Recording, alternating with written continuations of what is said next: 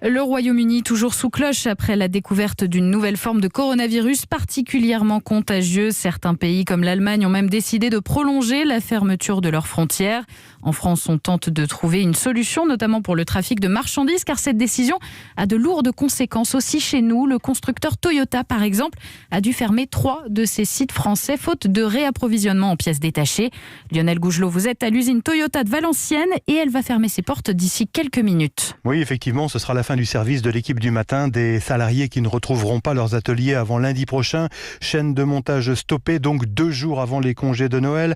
Pénurie de pièces bloquée en Grande-Bretagne et c'est tout l'assemblage de la Yaris qui s'en trouve paralysé. Jean-Christophe Deville, vice-président chargé de l'administration de l'usine Toyota. On a des composants de taille assez conséquente. Par exemple, les phares arrière sont des phares qui sont fabriqués en Angleterre. Nos systèmes de chauffage et de climatisation aussi. Mais il suffit qu'il y ait un composant majeur parmi les milliers de pièces qui manquent pour qu'on ne puisse pas finir l'assemblage de nos véhicules. Après, on espère évidemment que la situation va se débloquer au plus vite. On doit penser aussi à nos clients qui attendent nos véhicules et donc à faire redémarrer nos lignes dès que c'est possible. 2 jours de congés forcés pour les 5000 salariés de l'usine. Pas de perte de salaire, mais une production de 2000 véhicules qu'il va falloir rattraper en janvier prochain, selon Thomas Mercier, délégué CFDT. Il va falloir rattraper le temps perdu, et sachant qu'aujourd'hui, on a 75 jours d'attente pour fournir une Yaris à un client. Donc forcément, ce délai s'allonge. Et avec l'explosion des ventes, forcément, il faudra produire plus l'année prochaine. Donc faire des samedis et des dimanches. Donc l'impact, je pense qu'on l'aura l'année prochaine. En espérant que le Brexit et les nouvelles formalités douanières pour les importations de Grande-Bretagne ne viennent pas là aussi